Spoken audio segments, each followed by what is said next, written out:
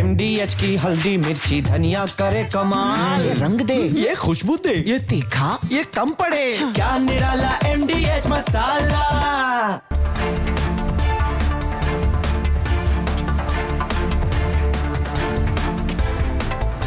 नमस्कार, बहुत स्वागत है आपका। आप देख रहे हैं देश का नंबर 1 न्यूज शो, ये भारत की बात है, और मैं हूं आपके साथ मृदुल शर्मा।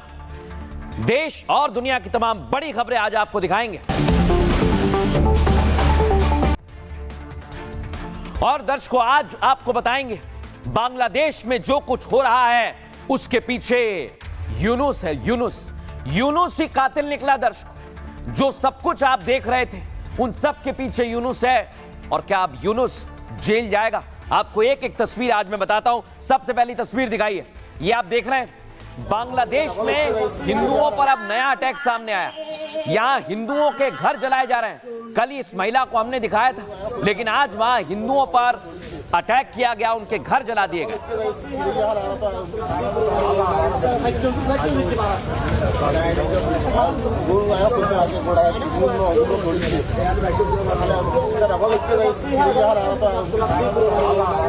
अब दर्शकों, वहां पर सिर्फ हिंदुओं के घर तोड़े नहीं जा रहे, जलाए जा रहे हैं। और ऐसा ही बंगाल में हुआ है, जहां पर दावा किया जा रहा है कि चरमपंथियों ने एक हिंदू का खेत जला दिया। तो बांग्लादेश के कट्टरपंथी विचार बंगाल में भी आने लगे हैं क्या? ये तस्वीर आप देखिए, दिनाजपुर की है। एमएन सुनाइए।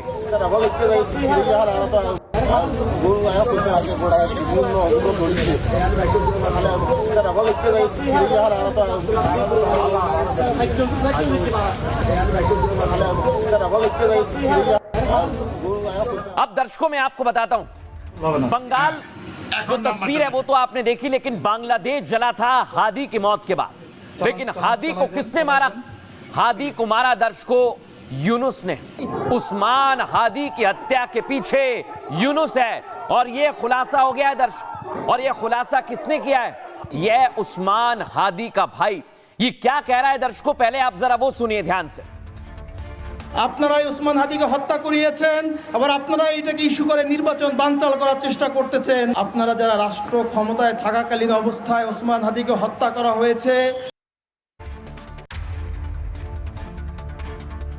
আপনারাই ওসমান হাদিকে হত্যা করিয়েছেন, আবার আপনারা এটাকে ইস্যু করে নির্বাচন বানচাল করার চেষ্টা করতেছেন। আপনারা যারা রাষ্ট্র ক্ষমতায় থাকাকালীন অবস্থায় ওসমান হাদিকে হত্যা করা হয়েছে।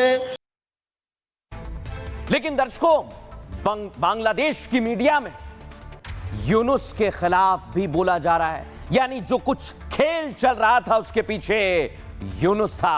सुनिए जरा वहां की मीडिया क्या कह रही है। যে হাদিকে খুন করার উদ্দেশ্যে গুলি করেছে, তার ব্যাকগ্রাউন্ড দেখেন, তাকে জামিন করাইছে কে? কে তার দুইবার এই করছে? ব্যারিস্টার কায়সার কামাল সহযোগী ছিল, আমি অস্বীকার করব না। ব্যারিস্টার কায়সার কামাল আমি বলি, এটা শিশির মনির দুইবার তাকে আপনার জামিন করিয়েছে, এবং শিশির মনির এই কাজগুলো করেছে। ये बांग्लादेश की मीडिया में चर्चा हो रही है दर्शकों। ये सबूत आपको दिखा रहा हूं, लेकिन अब एक और सबूत दिखाने वाला हूं। वहां के अधिकारी और जांच अधिकारी तो दावा कर रहे हैं जो हैरान करने वाला है। सुनिए जरा। শেষ অবস্থানটা সুনির্দিষ্টভাবে আমাদের কাছে এভাবে তথ্য নাই। আমরা নানাভাবে আমাদের তদন্তকারী অফিসাররা, আমাদের গোয়েন্দারা চেষ্টা করে যাচ্ছে। আর যেটা আপনি বলেছেন যে উনি সে আসামি বর্ডার পার হয়ে চলে গেছে কিনা, ये यूनुस बड़ा शातिर है दर्शक। ये दिखावे के लिए पहले गिरफ्तारी करवाता है, और 24 घंटे बाद देख रहे हैं मिठाई खिलाई जा रही है। यानी ये सिर्फ और सिर्फ यूनुस का खेल था, और उसके सबूत सामने आते जा रहे हैं। एक दो नहीं, चौथा सबूत आपके सामने, जहां 24 घंटे में हमलावरों की रिहाई हो गई।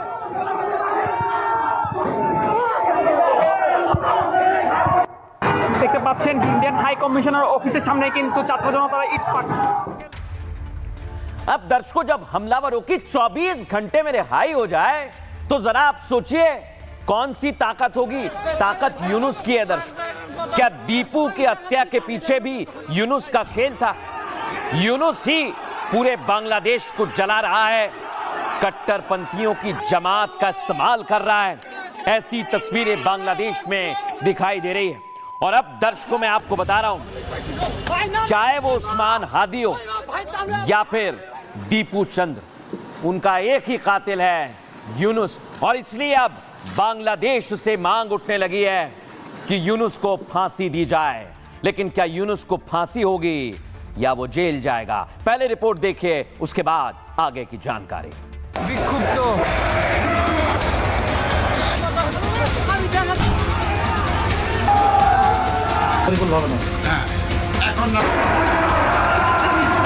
हादी की हत्या से हिंदुओं के कत्लेआम की स्क्रिप्ट लिखने वाला यूनुस, जिसके गले तक फांसी का फंदा पहुंच गया।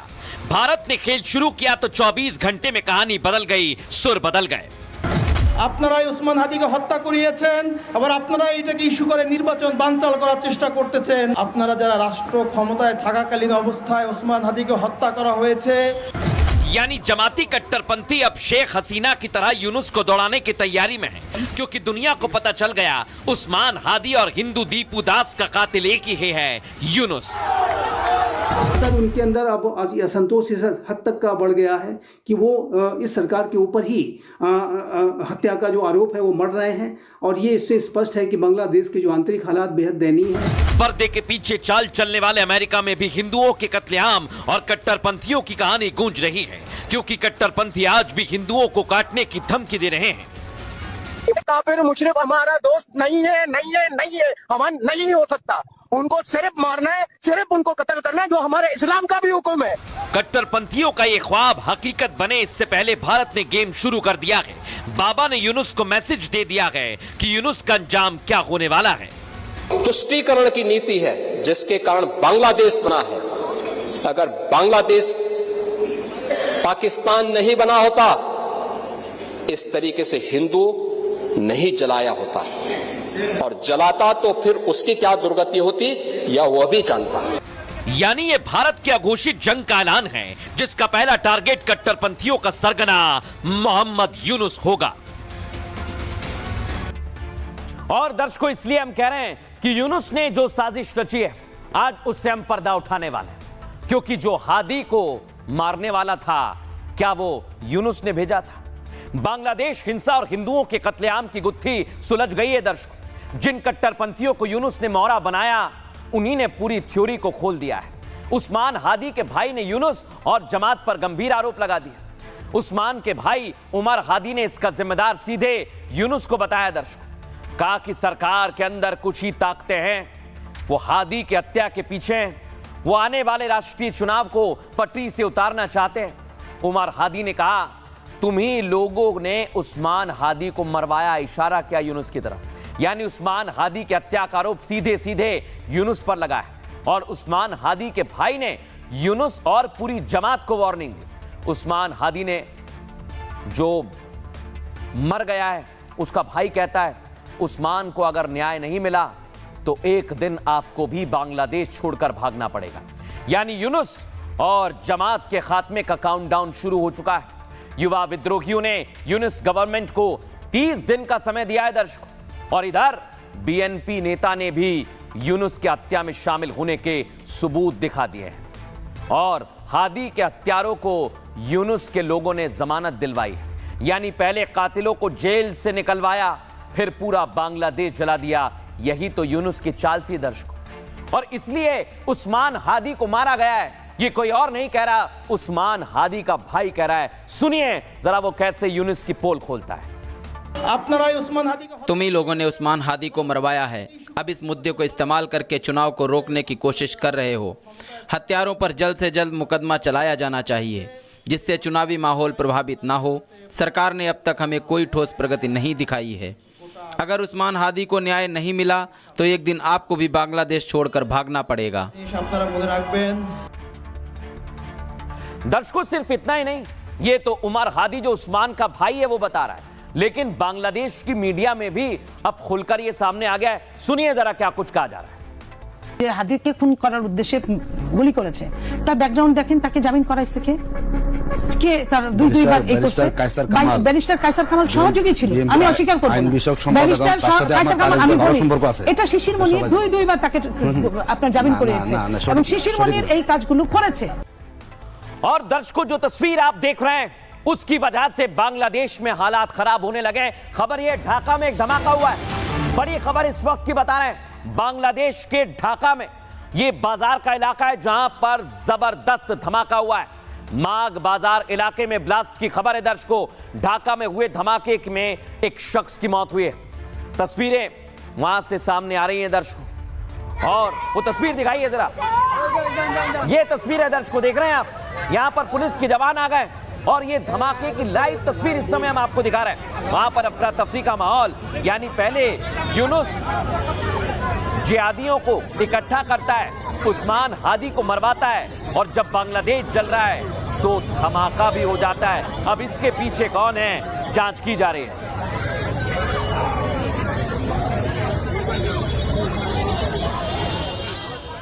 अब दर्शकों मैं आपको बताता हूं, बांग्लादेश में धमाका हो चुका है और इसलिए अमेरिका ने भी अब हाथ खींच लिए, यूनुस को अकेला छोड़ दिया है, क्योंकि यूनुस का खेल खत्म हो गया है दर्शकों। यूनुस की जो चाल थी वो दुनिया के सामने आ गई और यही कारण है कि अब यूनुस अकेला पड़ गया है।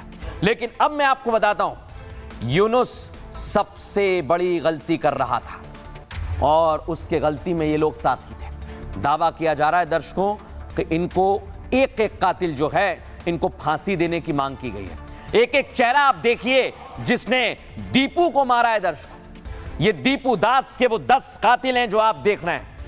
लेकिन सवाल ये कि बांग्लादेश में आखिर यूनुस करवाना क्या चाहता था। 10 कातिल दर्शकों, ये तो फिर भी कम है। 1000 लोग थे जिन्होंने दीपू को मौत के घाट उतार दिया, लेकिन अब हर एक कातिल को फांसी होगी दर्शकों, ये कहा जा रहा है बांग्लादेश में। और हादी की हत्या में यूनुस का नाम आने के बाद कहानी पलट गई है बांग्लादेश में। पूरे बांग्लादेश में अब यूनुस के खिलाफ आवाज बुलंद होने लगी। मोहम्मद यूनुस को सत्ता से हटाने, देश छोड़ने जैसी मांग भी की जा रही है। और तो और अब अमेरिका भी यूनुस का साथ छोड़ सकता है, क्योंकि अमेरिकी सांसद और अमेरिकी संसद में हिंदुओं के कत्लेआम का मुद्दा गूंज रहा है। अमेरिकी सांसद ने बांग्लादेश में अल्पसंख्यकों पर हिंसा के खिलाफ आवाज उठाई। मार्को रूबियो से रिपोर्ट मांगी, पूछा आपने अब तक क्या किया है, क्योंकि कट्टरपंथियों ने आज फिर हिंदुओं के गांव पर हमला कर दिया। चटगांव जिले में हिंदुओं के तमाम घरों को आग के हवाले कर दिया गया है। वहीं दूसरी तरफ बांग्लादेशी हमलावरों की 24 घंटे में रिहाई भी मुद्दा है। लोग पूछ रहे हैं यूनुस ने किस डील के तहत हमलावरों को रिहा करवाया है, जबकि कई युवा नेता ने तो हादी की हत्या को सिंडिकेट करार दिया और कहा कि हत्या के पीछे जो सिंडिकेट है वो बचेगा नहीं, यानी आरोप साबित हुए तो यूनुस के कट्टरपंथी फांसी के फंदे पर झूलेंगे, और अगर इसमें यूनुस है तो यूनुस को भी फांसी हो, ये आवाज उठने लगी है। लेकिन अब मैं आपको बताता हूं दर्शकों, इसे लेकर एक्सपर्ट्स भी अपनी राय रख रहे हैं, क्योंकि बांग्लादेश में जो माहौल है दुनिया पर उसका असर पड़ रहा है, दुनिया की निगाहें टिकी हुई हैं। सुनिए जरा एक्सपर्ट क्या कह रहे हैं। ये जो आरोप हैं वो जाहिर है कि बेहद गंभीर हैं और इस तरीके की आशंकाओं से इनकार नहीं किया जा सकता कि उस्मान हादी की हत्या बांग्लादेश के इस्टेब्लिशमेंट ने ही एक साजिश के तहत कराई है।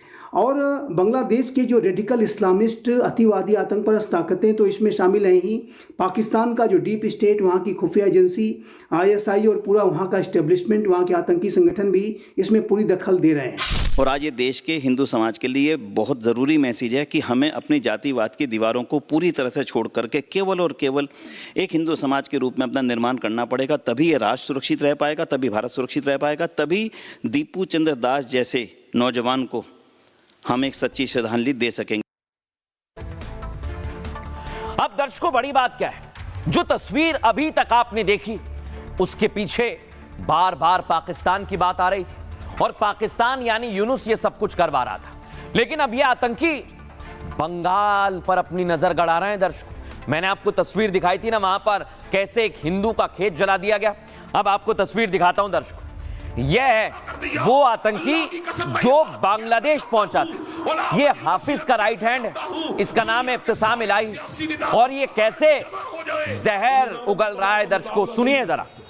सेकुलरिज्म के जरिए उलमाए अहले सुन्नत और उलमाए अहले हदीस जब तक जिंदा हैं इस धरती के ऊपर कमली वाले के निजाम को इंशाअल्लाह नाफिज करके रहेंगे। एक वक्त आएगा बंगाल में भी निजाम अगर चलेगा तो मोहम्मद करीम का चलेगा इंशाअल्लाह।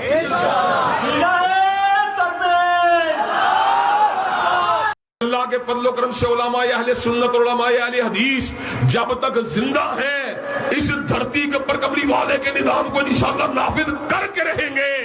एक वक्त आएगा बंगाल में भी निजाम अगर चलेगा तो मोहम्मद करीम का चलेगा इंशाअल्लाह।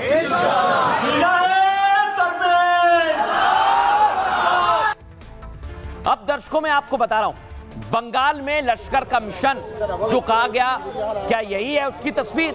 क्या ये वो साजिश है दर्शकों जो की जा रही है? क्योंकि कुछ चरमपंथियों ने हिंदू पर अत्याचार किया है, उसका खेत जला दिया है, तो क्या बंगाल में भी कोई बड़ी साजिश की जा रही है दर्शकों बांग्लादेश जैसे? और इसलिए मैं ये कह रहा हूं क्योंकि आपको एक और तस्वीर दिखाता हूं। ये आप देखिए, यहां पश्चिम बंगाल में हिंदू का खेत जलाया और इधर बांग्लादेश में क्या हुआ दर्शकों? हिंदुओं का घर जलाया। ये पैटर्न एक ही है और इसलिए क्या आतंकी साजिश कर रहे हैं दर्शक? ये तस्वीर बहुत कुछ बता रही है क्योंकि हिंदुओं पर अत्याचार हो रहा है।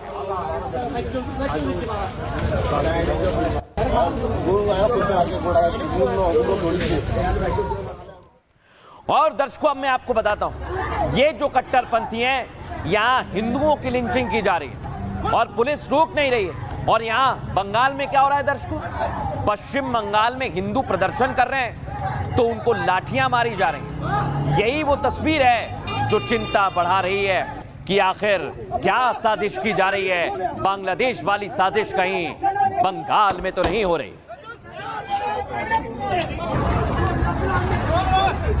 हाँ, तो दुनिया में कहीं ना कहीं कायम रहेंगे और जिंदा रहेंगे, लेकिन हिंदुओं का मैं हिंदुस्तान दुनिया से नामुनिशान खत्म कर दूंगा।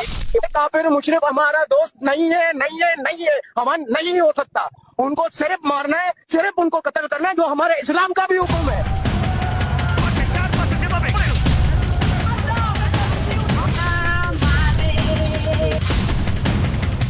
मुनीर के मारे बंगाल तक जाल बिछा रहे हैं। बांग्लादेश की आंच में बंगाली हिंदुओं का जलना इस बात का सबूत है कि खतरा घर में घुस चुका है और उसका सबूत है ये चीख। जैसे बांग्लादेश में हिंदुओं का कत्लेआम हुआ, वैसे ही बंगाल में सनातनियों पर लाठियां चली, वैसे ही बंगाल में मंदिरों पर हमला हुआ, वैसे ही अब हिंदुओं को जलाया जा रहा है। इसी का ऐलान तो लश्कर के आतंकी मौलाना ने किया था। एक वक्त आएगा बंगाल में भी निजाम अगर चलेगा तो मोहम्मद करीम का चलेगा इंशाअल्लाह।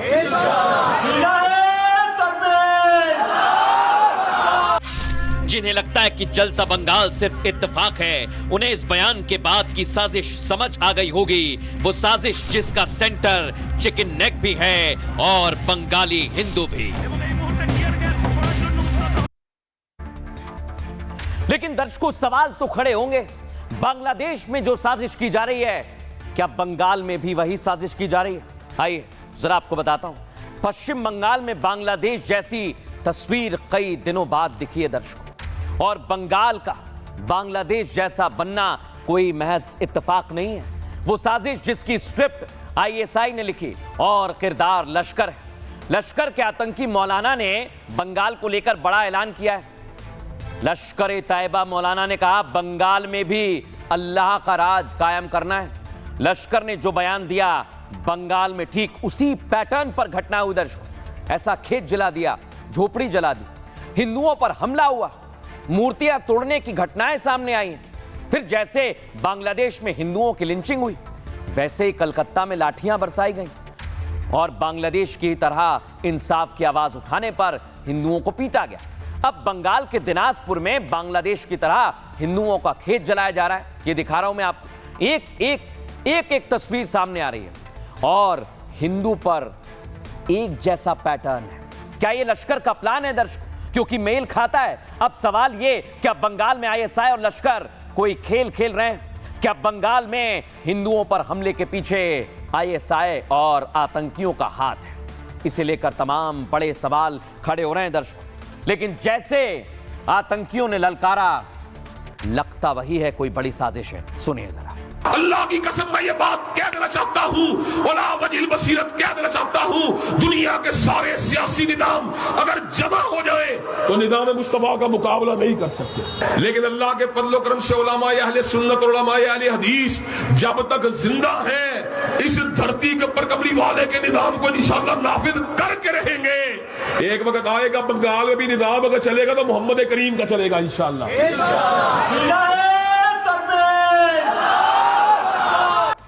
अब आप सोचिए दर्शकों, ये आतंकी तो गीदड़ भपकी दे रहे हैं, लेकिन डर है पाकिस्तान की आवाम के जहन में। उन्हें लग रहा है कहीं इस हरकत पर भारत हमला ना कर दे। सुनिए जरा पाकिस्तान की आवाम क्या कह रही है। नाज़रीन, भारत ने अपनी फौजें बांग्लादेश में उतारने की घटिया मंसूबाबंदी कर ली है। तौबा तौबा। और बांग्लादेश पर कब्जा करने का प्लान बना लिया गया है। तौबा तौबा। एक वार्निंग भी गई होगी, क्योंकि उसके बाद वहां से जो स्टेटमेंट आया है कि भैया we will do everything possible to protect Indian assets. जो भारतीय लोग हैं वहां पर बांग्लादेश के अंदर मौजूद, उनको मारा जा रहा है, उनको कत्ल किया जा रहा है, और फिर भारत इस चीज को जवाब बनाकर भारत अपनी फौजों को वहां पर उतार देगा। इस वक्त जितना शोर बांग्लादेश के इदारों ने और सियासतदानों ने मचाया हुआ है, मैं कहती हूँ कि अगर उसका 10% भी इंडियन आर्मी ने कर दिखाया तो बांग्लादेश का नामो निशान सफाई हस्ती से मिट जाएगा। अब दर्शकों मैं आपको बताता हूं ये पाकिस्तानी खौफ में क्यों है, क्योंकि अब इनको समझ में आ गया भारत की तैयारी क्या है। अब भारत की तैयारी देखिए दर्शकों, भारत ने आज अंतरिक्ष में तो इतिहास रचाई है, लेकिन जो बांग्लादेश, जहां से बांग्लादेश और भारत की बॉर्डर जुड़ती है, वहां पर भी पूरी तैयारी कर दी है। ब्रह्मोस तैनात हो गई है, ब्रह्मोस तैनात हो गई है दर्शकों। ये कहां पर तैनात हुई है ये तो आपने देख लिया है, लेकिन अब मैं आपको बताऊंगा ये भारत के लिए सबसे ज्यादा खास है, महत्वपूर्ण है। और S-400 भी तैनात कर दिया गया। खबर यह है जो चिकन नेक की धमकी देते हैं नॉर्थ ईस्ट के इलाके में, वहां पर ब्रह्मोस के साथ S-400 भी तैनात कर दी गई है। वो इसलिए तैनात की गई है दर्शकों, आप समझिए जरा इसे, क्योंकि पूरी की पूरी साजिश की जा रही है भारत के खिलाफ। और भारत चाहे बांग्लादेश हो या फिर पाकिस्तान, सबको सबक सिखाएगा। कैसे, ये आप देखिए। चिकन नेक वाली धमकी के बाद भारत अलर्ट पर है। आपको बता रहा हूं मैं, ये है वो इलाका दर्शकों। पूर्वी सीमा पर भारत नए मिलिट्री बेस तैयार कर रहा है और इसी रणनीति के तहत 3 नए मिलिट्री स्टेशन वहां लगाए गए, स्थापित किए गए। पहला असम के धुबरी के पास मिलिट्री स्टेशन बन रहा है दर्शकों, और दूसरा बेस बिहार के किशनगंज में बनाने की पूरी तैयारी है, और तीसरा बेस पश्चिम बंगाल के चोपड़ा में बनाया जा रहा है दर्शकों। बड़ी बात क्या है, पूरे कॉरिडोर की पश्चिमी दिशा की सुरक्षा को यह मजबूत करेगा। साथ ही तुरंत कार्रवाई वाली रणनीति के रूप में भी ये बेसिस काम करेंगे। और इन तीनों बेस पर पैरा स्पेशल कमांडोज यूनिट्स की तैनाती भी की जा रही है। साथ ही ड्रोन आधारित इंटेलिजेंस उपकरण से बेस को लैस किया जा रहा है, और वहां पर राफेल, ब्रह्मोस और S-400 की तैनाती भी की गई है, जो अभेद्य किले में से तब्दील करेगी।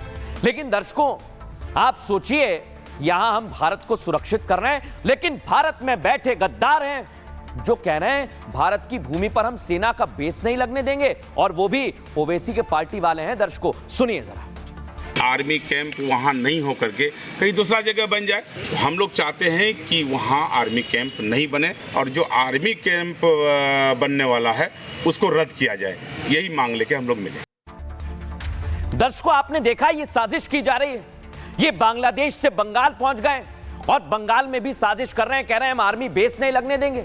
लेकिन दर्शकों आज मैं आपको बताता हूं, इस जिहाद के खिलाफ अखंड युद्ध की तैयारी है, और वो यूपी में, महाराष्ट्र में, मध्य प्रदेश में लड़ा जा रहा है। बहुत सारी साजिशें दर्शकों, पहले देखिए आप रिपोर्ट।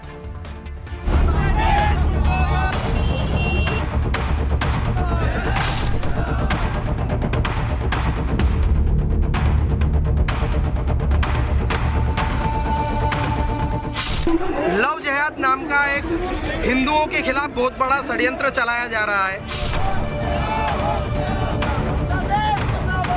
ये हिंदुस्तान को पाकिस्तान बनाने के राह पे चल रहे हैं, तो हमको हमारे हिंदुस्तान से अगर प्रेम होगा, ये 19 बच्चे कर रहे हैं तो हमने जरूर 3 से 4 बच्चे जरूर सबने करने चाहिए। जब जिंदे सनातनियों को, हिंदुओं को बांग्लादेश में चलाया जा रहा है, आप लोग वो बांग्लादेशी होना चाहिए इन इंडिया।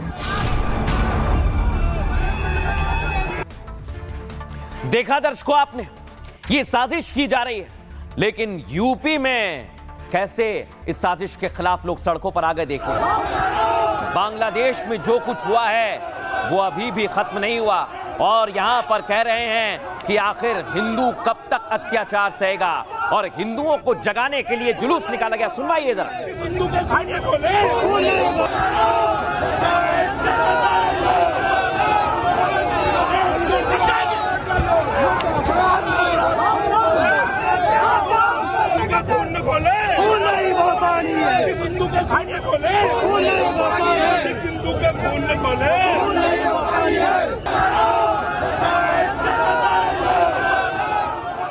और दर्शकों, इधर आप देख रहे हैं उज्जैन में लव जिहाद का ट्रैप बढ़ाया जा रहा है। इसको कई सारे जिहादी मिलकर टारगेट पर सेट करे हुए हैं, लेकिन उनका विरोध कैसे उज्जैन में हुआ, सुनवाइए जरा। तोड़फोड़ की गई है वहां पर।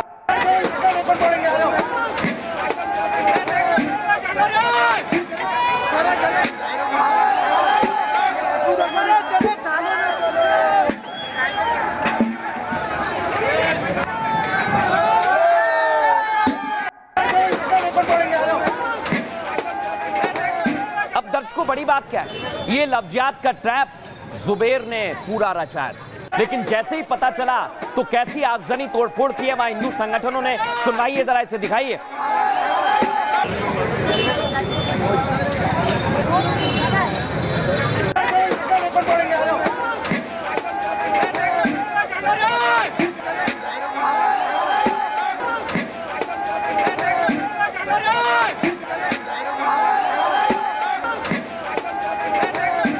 और दर्शकों, अब मैं बताता हूं इन सब के पीछे कौन है। इन सब के पीछे दर्शकों यह है जिसका जुलूस निकाल रही है मोहन की फोर्स। यह है जुबेर, जिसने लव जिहाद का पूरा जाल बिछाया। दिखाइए जरा इसे फुल फ्रेम।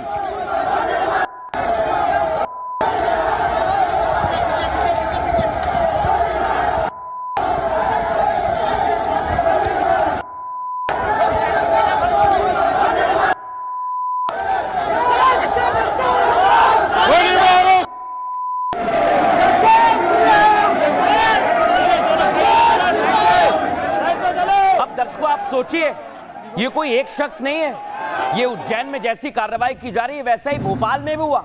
एक और पकड़ा गया, देखिए उसके साथ क्या हुआ। फुल फ्रेम दिखाइए जरा इसे भी। एमएन सुनवाइए।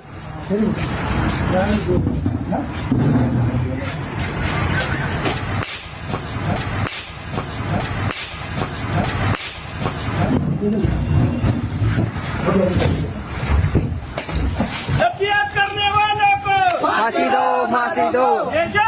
श्री राम, जय जय श्री राम, जय जय श्री राम, जय जय श्री राम। करने वालों को मुझे मारो, कब्जियात करने वालों को मुझे मारो। कबल कबल। अब मैं आपको दिखाता हूँ, ये सिर्फ एमपी तक सीमित नहीं है। यूपी में देखिए जरा, ये बाकायदा कड़ा पहना हुआ है और जैसे ही लोग पहुंचे कड़ा उतार कर फेंक देगा। दिखाइए जरा फुल फ्रेम इसे।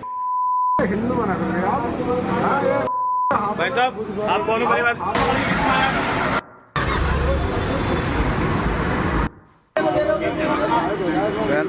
ये नाम और पहचान बदलकर साजिश की जा रही है।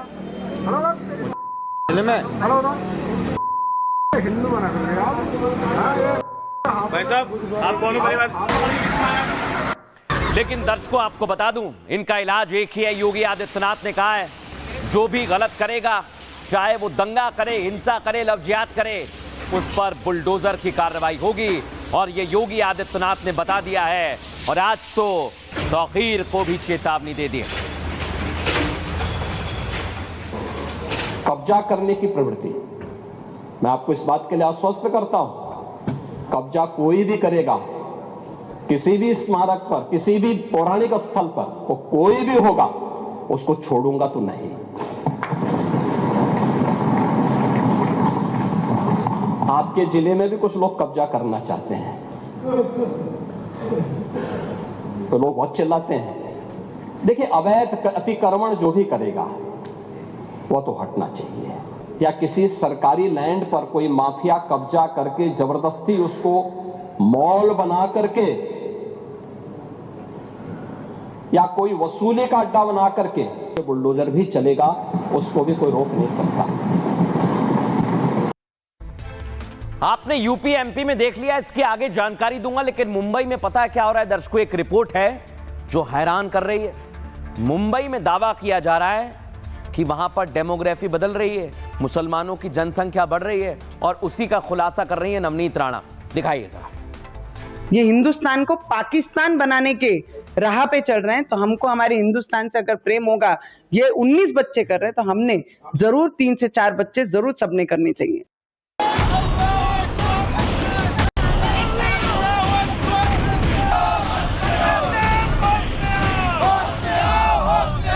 जब हम एक रहेंगे, नेक रहेंगे, तभी नेक रहेंगे, बटेंगे तो कटेंगे। बांग्लादेश में हिंदू की हत्या का गुस्सा हिंदुस्तान में भड़क रहा है। जिहादियों की बढ़ती जनसंख्या, कट्टरपंथियों की मंशा और लवजियात के जाल में फंसाकर हिंदू बेटियों का धर्मांतरण अब बर्दाश्त नहीं, जिसका ट्रेलर महाकाल की नगरी उज्जैन में दिखा। चाहे मुंबई हो या देश का कोई भी कोना, घुसपैठियों की तादाद इस कदर बढ़ गई है कि शहर की डेमोग्राफी पूरी तरह से बदल जाएगी, क्योंकि जिहाद का ये वायरस पूरे देश में धीरे धीरे फैल रहा है। अगर इनका अब भी इलाज नहीं किया गया तो फिर जो हाल बांग्लादेश में हिंदुओं का हुआ, उससे भारत भी अछूता नहीं रहेगा। बांग्लादेश में एक दलित नौजवान को कैसे जला दिया गया? आप लोग गाजा पट्टी में होने वाले किसी भी उस पर आंसू बहाते हैं, लेकिन आपकी जबान से एक शब्द नहीं निकल रहा है, क्योंकि एक दलित नौजवान मारा गया बांग्लादेश में, और उस नौजवान के मरने पर आपकी जबानें सिल चुकी हैं। जो आपकी तुष्टीकरण की नीति है, जिसके कारण बांग्लादेश बना है, अगर बांग्लादेश पाकिस्तान नहीं बना होता, इस तरीके से हिंदू नहीं जलाया होता। मैसेज क्लियर है, हिंदू एकजुट हो चुका है, जिसकी तस्वीर देश के कोने कोने से आ रही है। जिहादियों की साजिश को बेनकाब करने के लिए कट्टरपंथियों का सरेराह इलाज किया जा रहा है।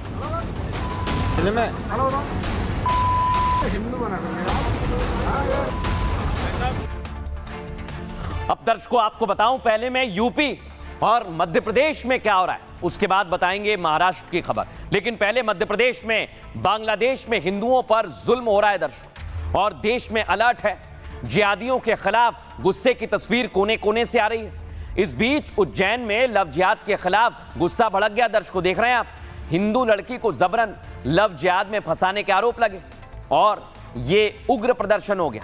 आरोपी जुबैर के खिलाफ सड़कों पर उतर गए लोग, तोड़फोड़ करने लगे। हिंदू संगठनों का आरोप है कि जुबैर, यही है वो जुबैर, इसने हिंदू लड़की को परेशान किया, ये परेशान करता रहा। जुबैर हिंदू लड़की को जबरन जिहाद के जाल में फंसाना चाहता था। ऐसे में जुबैर के खिलाफ बुलडोजर एक्शन की मांग भी तेज हो गई। जिस तरह यूपी में योगी का बुलडोजर चलता है, उसी तरह यहां चले, लोग कह रहे हैं। हालांकि इस दौरान उज्जैन में कुछ दुकानों को भी निशाना बनाया गया। महिदपुर रोड नगर स्थित घटना के बाद माहौल तनावपूर्ण हो गया दर्शकों। पुलिस तैनात की गई है। पुलिस एक्शन में आरोपी को पकड़ा है, जुबैर को गिरफ्तार किया, उसका जुलूस निकाला, जिस पर 20 से ज्यादा युवतियों के साथ जिहाद करने के आरोप लगे हैं दर्शकों। आप सोचिए दर्शकों, ये चौंकाने वाली तस्वीर है और इसे लेकर देश भर से आवाज उठ रही है। सुनिए जरा आम लोग क्या कह रहे हैं। उसके पास 20 वीडियो है और वो वीडियो अगर देख सकते हैं तो किसी की हिम्मत ही नहीं वीडियो देखने की। और ऐसे परिवार की महिलाएं जिनका नाम लेने से पहले मैं जेल पीछूं, और अगर शासन कार्रवाई नहीं करेगी तो जितनी धारा लगाना मेरे ऊपर लगा दे, मैं कार्रवाई करूंगा। हिंदुओं के खिलाफ बहुत बड़ा षड्यंत्र चलाया जा रहा है। लव जिहाद का शिकार बनाने के इरादे से एक हिंदू भाई के, सनातनी भाई के घर में घुसा और उसने अपनी कुदृष्टि उस सनातनी बहन पर डाली, जिसके विरोध में उस जिहादी पर कठोर से कठोर कार्रवाई हो। हम यहाँ पे धरना प्रदर्शन देंगे और नगर बंद रहेगा तब तक, 1 दिन 2 दिन 3 दिन, लेकिन नगर बंद रहेगा। ये कोई छोटी बात नहीं है। शासन के बड़े अधिकारी जब तक यहाँ पर नहीं आएंगे हम ज्ञापन नहीं देंगे और उसका जुलूस निकलना ही होगा। मतलब अब दर्शकों मैं आपको एक और तस्वीर दिखाता हूं। मैंने आपको 3 राज्य बताए, गुजरात में भी ऐसा ही हो रहा है, जहां पर एक घुसपैठिया आ गया और वो क्या बोल रहा है दर्शकों, पहले जरा आप वो सुन लीजिए, सुनवाइए जरा इसे। मोहम्मद आसिफ इदरीसी। कहाँ के रहने वाले हो? यूपी बिजनौर। यहाँ पे कहाँ रहते हो अहमदाबाद में? बाकरोल। यहाँ पे तुझे बजरंग दल ने किस कारण पकड़ा है और कहाँ पे पकड़ा है? ये होटल में एक लड़की के साथ। कौन सी लड़की के साथ? वो जिलगौन की एक लड़की, हिंदू लड़की। हिंदू लड़की को लफ्जात पाप है, बजरंग दल हमारा बाप है। अब देखा दर्शकों, ये कह रहे हैं लफ्जियात पाप है, लेकिन आज नवनीत राणा ने ये दर्शकों है देश की आर्थिक राजधानी मुंबई, उसकी तस्वीर मैं आपको दिखा रहा हूं। क्यों दिखा रहा हूं?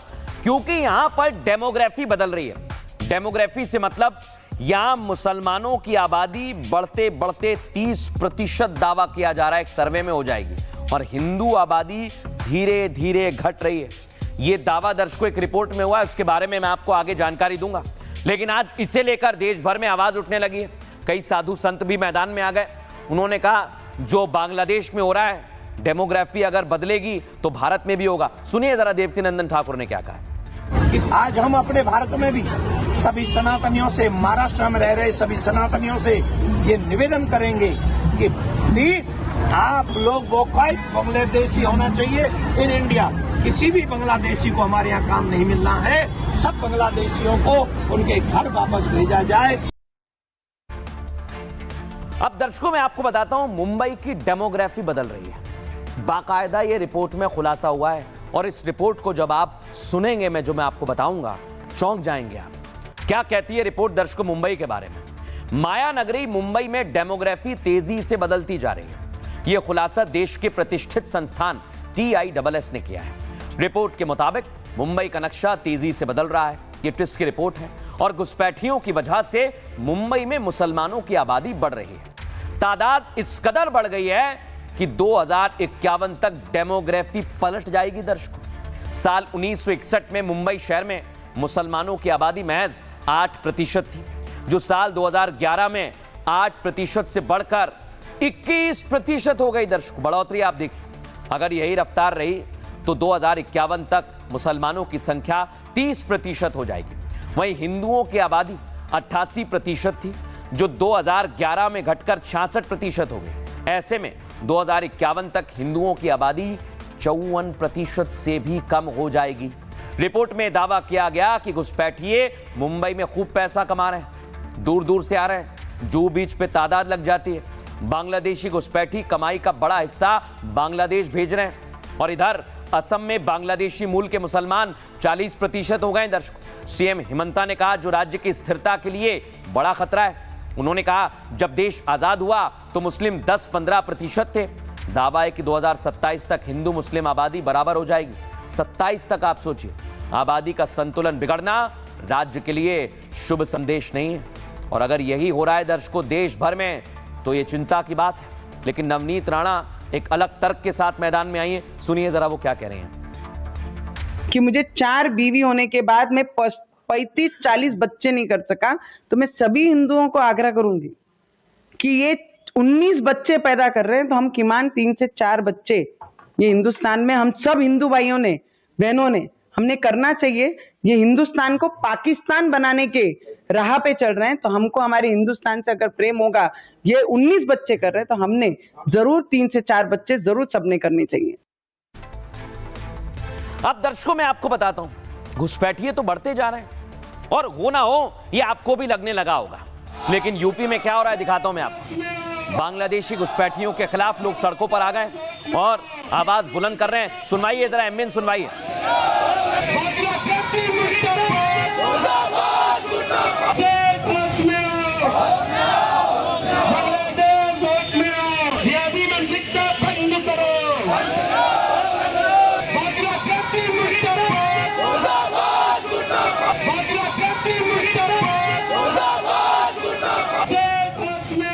अब दर्शकों सीएम योगी ने आदेश दे दिया है, जितने भी घुसपैठी हैं उनको भगाया जाए, और ऑपरेशन घुसपैठिया भी शुरू हो गया है, जिसको लेकर अलग अलग शहरों से तस्वीर यूपी में सामने आ रही है।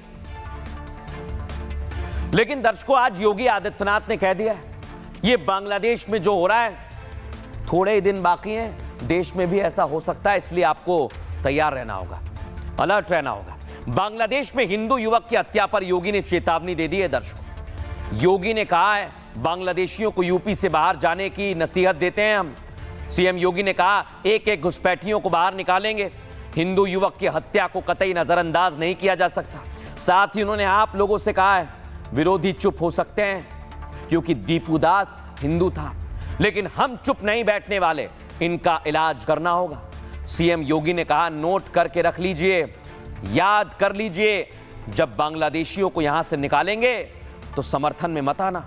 बहुत से बांग्लादेशियों के आधार कार्ड आप लोगों ने बनवाए, विपक्ष से कहा इस बार उन बांग्लादेशी घुसपैठियों पर प्रभावी कार्रवाई की जाएगी। और योगी आदित्यनाथ ने अलर्ट किया है, दर्शकों अलर्ट, और ये देशवासियों को सुनना चाहिए वो क्या कह रहे हैं, सुनवाइए जरा। अगर बांग्लादेश पाकिस्तान नहीं बना होता, इस तरीके से हिंदू नहीं जलाया होता, और जलाता तो फिर उसकी क्या दुर्गति होती या वह भी जानता। ये सुरक्षा की गारंटी, वहां मारे जा रहे हैं हिंदू, आप लोग नहीं बोलेंगे। एक कैंडल मार्च निकाल के चलते हैं गांजा के मुद्दे को लेकर के, लेकिन पाकिस्तान और बांग्लादेश में हिंदू मारा जाता है तो आपके मुंह बंद हो जाते हैं। और इसीलिए हम कह रहे हैं नोट करना, ये चीजें होनी चाहिए, और हमारा भी प्रयास होना चाहिए। जब बांग्लादेशी को यहां से निकालेंगे और रोहिंग्या को यहां से बाहर का रास्ता दिखाएंगे तो उनके समर्थन में मत आना। देख लिया दर्शकों, योगी आदित्यनाथ ने विधानसभा में ये कहा है, लेकिन आज यूपी में एक तस्वीर सामने आई और उसकी देश भर में चर्चा होने लगी। वो तस्वीर क्या है दर्शकों? वो है ब्राह्मण विधायकों की। दिखाइए जरा, उत्तर प्रदेश विधानसभा का शीत सत्र चल रहा है। यहां पर योगी आदित्यनाथ कई सारे मुद्दे उठा रहे हैं, जनता के लिए बातचीत भी की जा रही है, विपक्ष पर भी हमला बोल रहे हैं। लेकिन आज एक तस्वीर आई दर्शकों, आपको तस्वीर दिखाता हूं मैं पहले।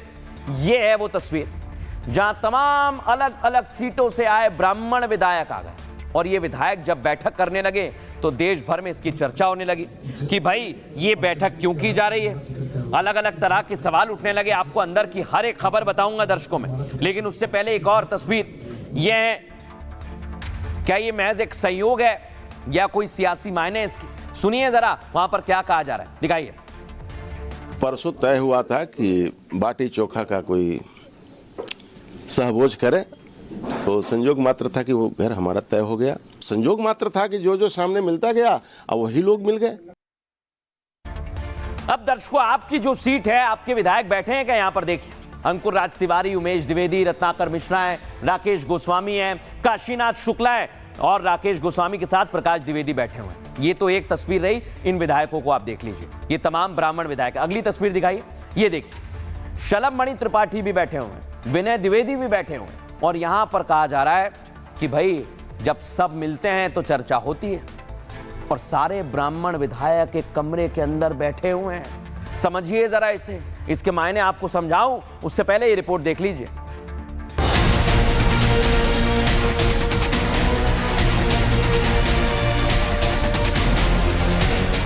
उत्तर प्रदेश की राजनीति में एक बार फिर जातीय गोलबंदी का नया अध्याय शुरू हो गया है। शीत सत्र में ब्राह्मण विधायकों के जुटान ने सियासी खिचड़ी पकने के संकेत दे दिए हैं। मॉनसून सत्र में ठाकुर विधायकों का मिलन हो चुका, तो क्या इसे 2027 से पहले यूपी की सियासत में ताकत की जोर आजमाइश की शुरुआत मान लिया जाए? मुझे लगता है कि जब विधानसभा का सत्र चलता है तो इसको ब्राह्मण और क्षत्रिय और पिछड़ा और अनुसूचित वर्ग से जोड़ के मत देखा करिए। विधायक एक दूसरे से मिलते रहते हैं, वो मिले हैं, उस तो कोई गलत बात नहीं है। हम सदन में भी मिलते हैं, घरों में भी मिलते हैं, मंत्रालयों में भी मिलते हैं, तो मिलना यह एक अलग विषय है, इसको अलग चश्मे से नहीं देखना चाहिए। ये जुटान आने वाले दिनों में यूपी की राजनीति को नया रंग दे सकता है। जातीय समीकरण एक बार फिर खेल बदलने वाले साबित हो सकते हैं। देखना होगा कि बीजेपी इसे कैसे हैंडल करती है और विपक्ष इसका कितना फायदा उठा पाता है। अब दर्शकों मैं आपको बताता हूं, जो ब्राह्मण विधायक पहुंचे उन्होंने कहा यह बैठक नहीं, ये तो भोज था। लेकिन पहले क्या कहा है, कैसी तस्वीर आई है जरा आपको बताता हूं। ये आप देखिए, यह है वो कमरा जहां पर तमाम विधायक बैठे हुए हैं। लखनऊ में ब्राह्मण विधायकों की बड़ी बैठक हुई। बैठक में 52 एमएलए और एमएलसीज शामिल हुए। मीटिंग में सत्ताधारी बीजेपी के 46 विधायक थे। पंचानन पाठक के आवास पर यह जुटान हुआ। दर्शकों, पीएन पाठक कुशीनगर से बीजेपी के एमएलए जो आपको दिखाई दे रहे हैं। इस मिलन को सहभोज का नाम दिया गया है दर्शकों। और 22 दिसंबर को पाठक की पत्नी का जन्मदिन था। खबर यह है कि सहभोज में लिट्टी चोखा और फलहार परोसा गया। पूर्वांचल और बुंदेलखंड के ज्यादा विधायक यहां पहुंचे। अब ब्राह्मणों की स्थिति मजबूत करने पर इसमें चर्चा हुई है। राज्य में ब्राह्मणों की मौत पर आर्थिक मदद देने पर सहमति बनाई गई है। पिछड़े लोगों की मदद के लिए फंड बैंक बनाने का भी प्रस्ताव रखा। ब्राह्मण समाज के प्रभावशाली लोगों को जोड़ने का लक्ष्य भी तय हुआ है। राजनीति में संख्या के आधार पर हिस्सेदारी की मांग होगी। ब्राह्मणों का एक बड़ा चेहरा बने, इस पर भी चर्चा हुई है। एक और बैठक 14 जनवरी 2026 से पहले करने का फैसला लिया गया है। बैठक में सीएम योगी के पूर्व मीडिया सलाहकार शलभमणि त्रिपाठी भी शामिल हुए।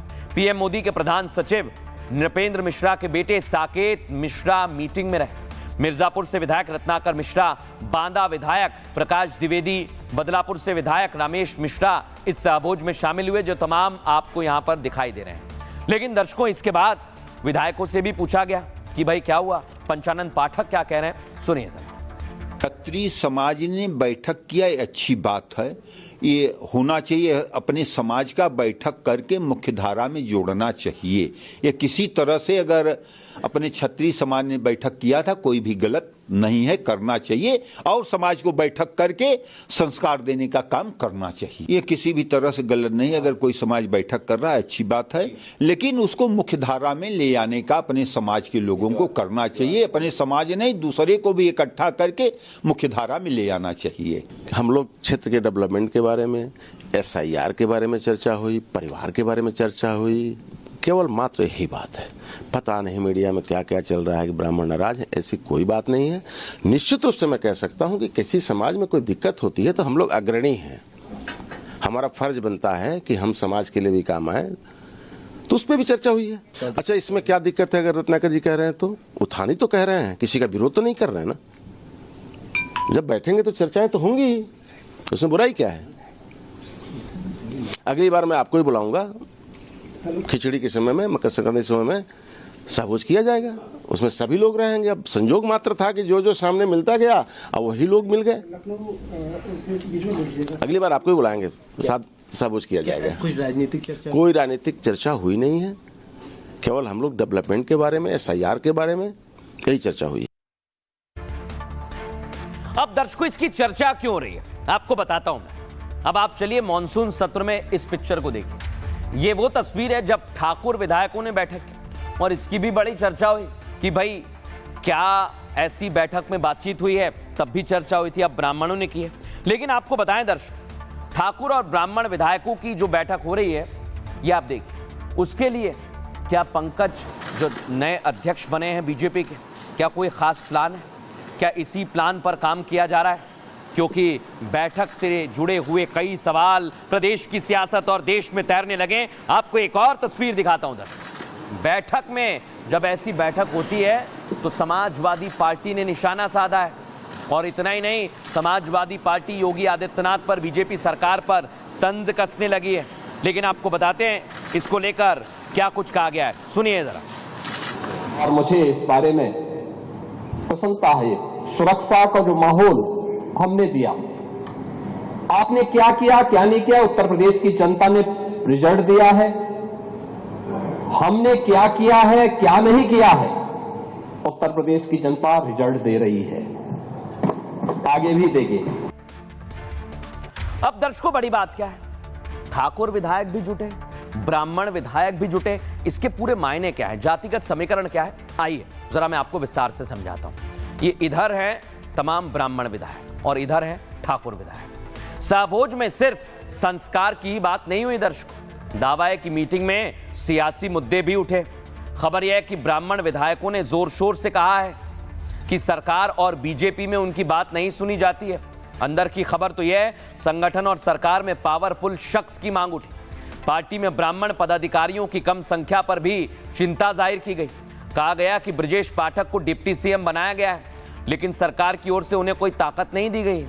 11 अगस्त को दर्शकों आपको बता रहा हूं, 2027 से पहले क्या जातीय ताकत का एहसास है। 11 अगस्त को ठाकुरों की बैठक हुई थी, ये वो तस्वीर है। और अब ब्राह्मण विधायक एक कमरे में भोज के बहाने मिले और इन बैठकों को विपक्ष नाराजगी का नाम दे रहा है। हालांकि ब्राह्मण विधायकों ने इसे सिरे से खारिज कर दिया, लेकिन सियासत में संकेतों के काफी मायने होते हैं। यूपी में बीजेपी की कमान कुर्मी समाज के पंकज चौधरी को मिली है। दावा है कि ब्राह्मण नेता अपने को दबा हुआ महसूस करने लगे हैं।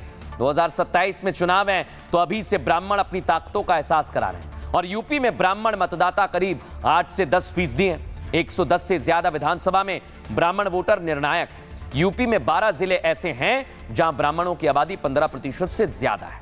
अब बड़ी बात यह, क्या इस सियासी मायने को लेकर चर्चा की जाएगी? क्योंकि उत्तर प्रदेश में चर्चा होने लगी है। समाजवादी पार्टी तो अभी से सियासी माइलेज लेना चाहती है और इस बैठक को मुद्दा बनाना चाहती है। लेकिन मुद्दा कैसे बनाया जा रहा है, बीजेपी कैसे पलटवार कर रही है, आपको सुनवाते हैं, सुनिए जरा। देखिए, आप लोगों के द्वारा ही पता चलाता है, पिछले सत्र में भी किसी वर्ग की मीटिंग बुलाई गई थी और फिर बुलाई गई है। तो ये भारतीय जनता पार्टी के लोग जात में बांटते हैं। हम तो कहेंगे ब्राह्मण समाज की अगर मीटिंग हुई है, सब हमारे समाजवादी पार्टी में आए, सबको सम्मान मिलेगा। ब्राह्मण ताकत कहाँ दिखाता है साहब? ब्राह्मण ताकत नहीं दिखाता। ब्राह्मण सनातनी है और ब्राह्मण धर्म का प्रचारक है और हम राम के लिए जीते हैं, राम के लिए मरते हैं और जो राम की बात करेगा वही देश पर राज करेगा। इस बात को लेकर के ब्राह्मण समुदाय 3 बार के लोकसभा के चुनाव में, 2 बार के विधानसभा के चुनाव में भाजपा को मतदान किया, आगे भी भाजपा को मतदान करेगा और उसी को लेकर के हम लोग बैठक करके अगर कहीं ब्राह्मणों में नाराजगी है, कहीं कोई दिक्कत है, उसको ठीक करके 2027 में फिर से ब्राह्मण मतदाता भाजपा को मतदान करे, उसको लेकर के हम लोग बैठक किए और सारे ब्राह्मण मतदाता भाजपा को वोट करेंगे। इसको लेकर के हम लोगों ने चिंतन बैठक। अब दर्शकों, खबरों में आगे बढ़ेंगे और आज एक और बड़ी खबर आपके लिए लेकर आया। देश भर में एक सवाल पूछा जा रहा है कि ये जो देश के भगोड़े हैं, एक है ललित मोदी जो पैसा लेके भाग गया, दूसरा है विजय माल्या, ये भी पैसा लेके भाग गया। ये वहां जाकर मौज कर रहे हैं दर्शकों और खुद को भगोड़ा भी बता रहे हैं। लेकिन आज इन्होंने एजेंसीज को चैलेंज किया है कि आप लोग हमें पकड़ नहीं पा रहे हैं। कैसे चैलेंज किया है आपको दिखाता हूं दर्शकों। ये आप देखिए, ये विजय माल्या की बर्थडे पार्टी का एक वीडियो है जो ललित मोदी ने पोस्ट किया है और ये अपने आप को भगोड़ा बता रहे हैं। सुनिए जरा क्या कह रहे हैं।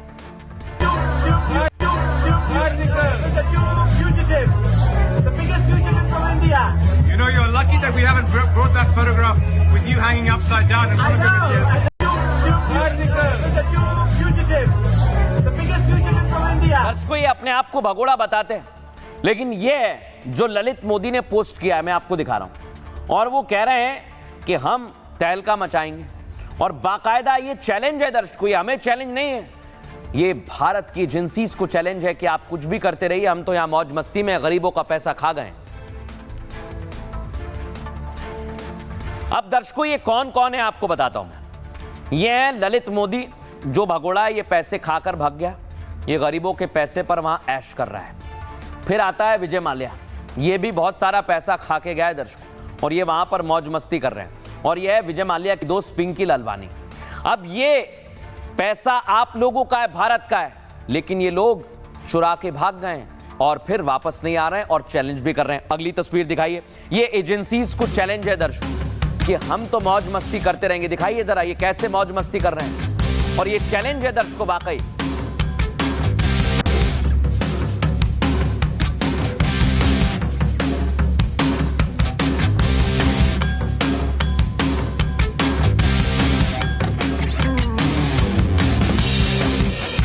अब दर्शकों मैं आपको एक और तस्वीर दिखाता हूं। आप कहेंगे कि इन लोगों का क्या होगा, इनको कब पकड़ा जाएगा? ये तो वहां गाना गा रहे हैं, ऐश कर रहे हैं, डांस कर रहे हैं। देखिए जरा, आप सुनवाइए जरा।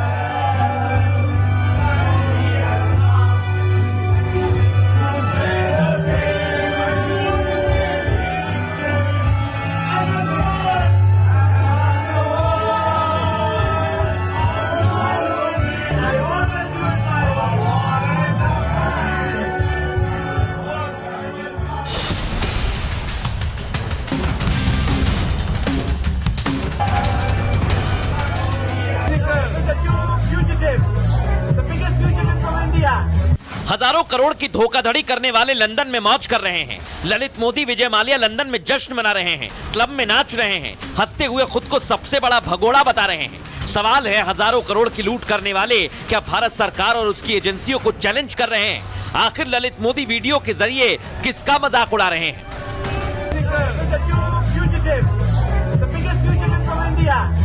गैंगस्टर लॉरेंस बिश्नोई के भाई को अमेरिका से भारत लाया गया। मेहुल चोकसी के प्रत्यर्पण की प्रक्रिया अंतिम चरण में है। ऐसे में ललित मोदी और विजय माल्या लंदन में पार्टी तो कर सकते हैं, लेकिन भारतीय एजेंसियों के एक्शन से बहुत दिनों तक बचेंगे नहीं।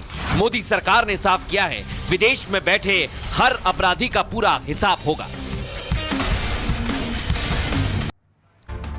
दर्शकों, पहले मैं बताता हूं ये भगोड़े कैसे हैं, ये कैसी मौज मस्ती कर रहे हैं, फिर आपको बताऊंगा इन पर कितने गंभीर आरोप लगे। आइए जरा पहले इन दोनों को आप देखिए। ललित मोदी 2010 में भारत से भागा। दर्शकों, ललित मोदी पर आईपीएल में करप्शन के आरोप लगे।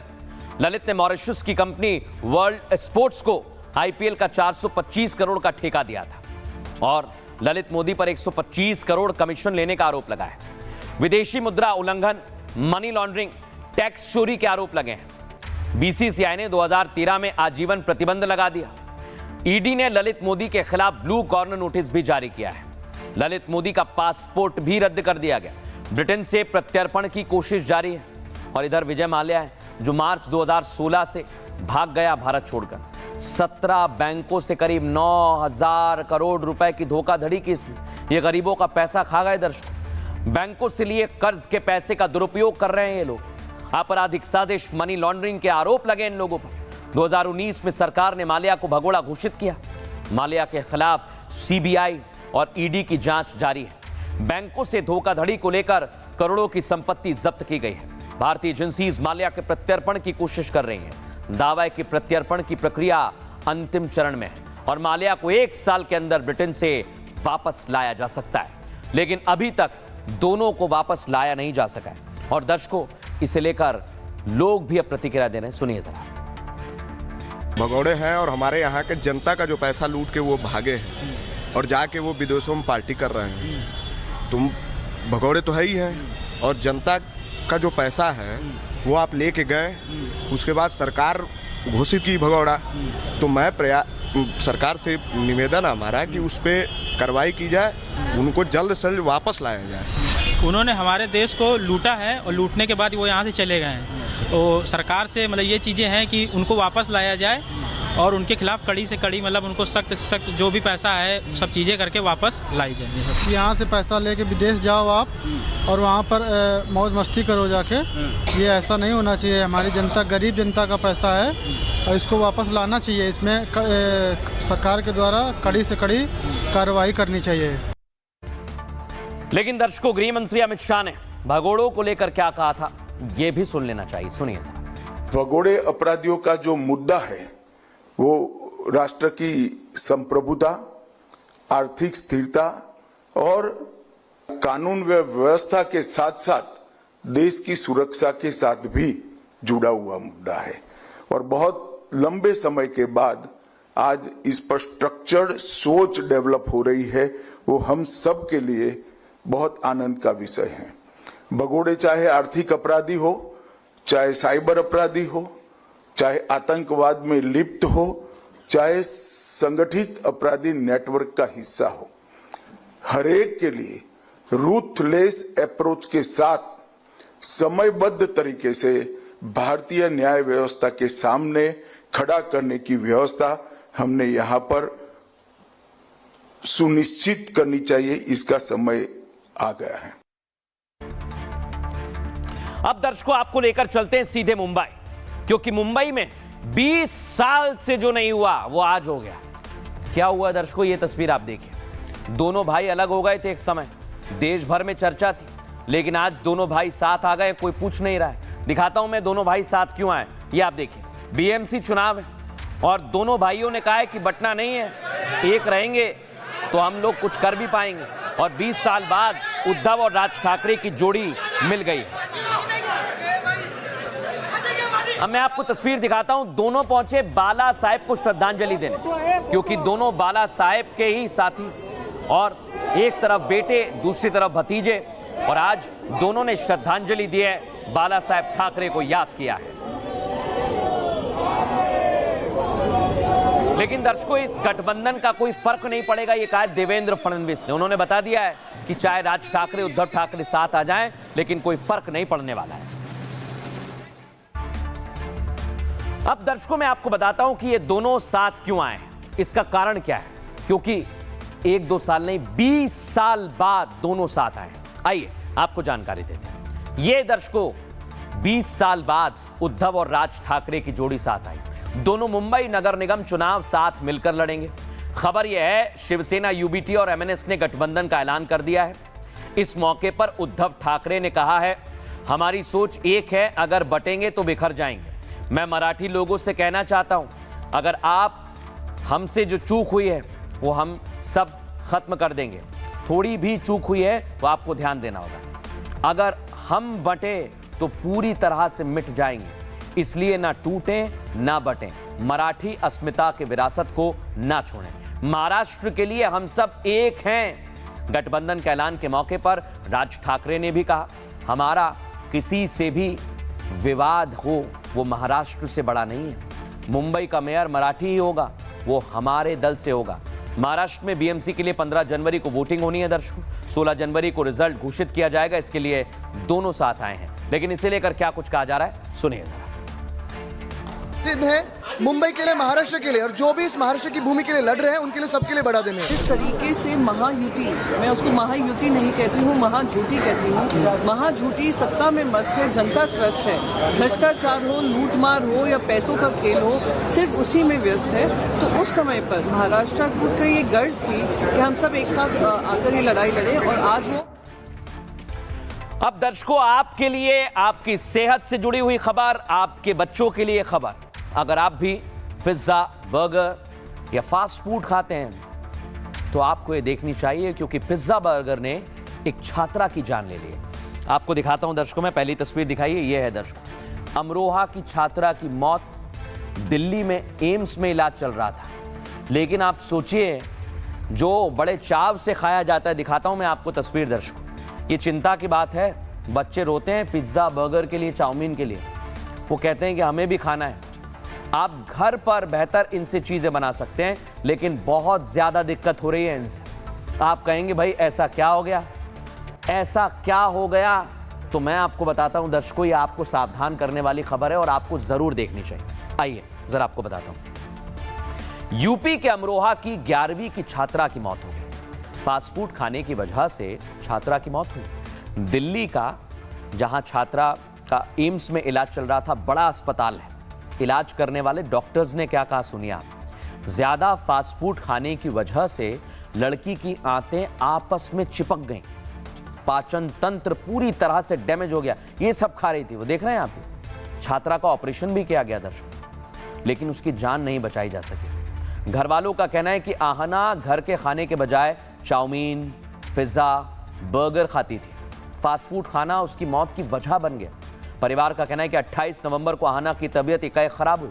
मुरादाबाद में इलाज के बाद परिवार ने उसे दिल्ली में भर्ती कराया। दिल्ली एम्स में दिखाने पर पता चला कि उसकी आंतें आपस में चिपक गई हैं।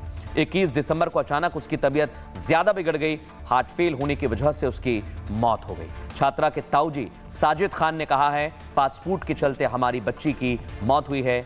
मेरी सभी लोगों से अपील है कि बच्चों को फास्ट फूड ना खिलाएं। बच्चों को बर्गर, पिज्जा, बाहर की चीजें कम से कम दें। आंकड़ों की माने तो फास्ट फूड से हर साल 1.1 करोड़ मौतें होती हैं। और इस पर आहना के परिवार वाले क्या कहना है, आप सबको सुनना चाहिए। आपके लिए मैसेज है, सुनिए। चाउमीन, पास्ता, बर्गर और मोमोज और ये सब चीज़ें जो हैं, जो आती हैं 5-5 रुपए की पैकेटों में, वो खाने लगी।